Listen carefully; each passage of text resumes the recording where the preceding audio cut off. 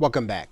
You are now looking at a portion of the Aweber website, and this is an account that is being used in order to connect with PayPal so that every purchase that is being made, you can actually designate that a person would be placed on a specific list. And all you've got to do is choose from your existing lists in Aweber.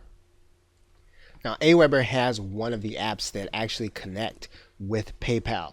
Now, your autoresponder may or may not connect with PayPal, and if it doesn't, that's okay. You can typically connect with a company called Zapier, and you'll notice that Zapier has a connection between GetResponse and PayPal, so that every time you make a sale in PayPal with your PayPal button, you can actually have someone added to your GetResponse account. So what you're going to want to do is you're going to want to Google the integration between your autoresponder and PayPal.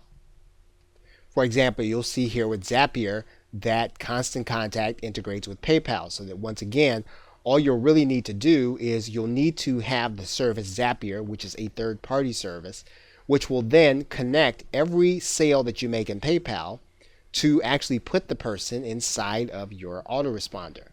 But regardless of what method you use, you want to make sure that you are collecting names and email addresses at the point of sale so that you can continue marketing.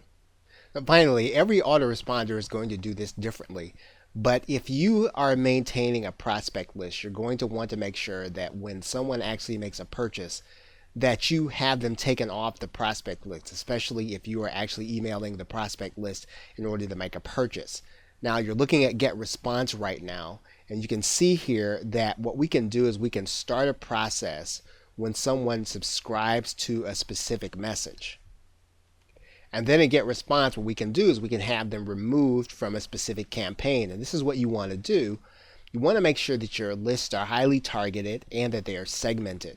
And you start this basic segmentation this way at the point of purchase. So this is something that you're going to want to have set up to be automated inside of your autoresponder.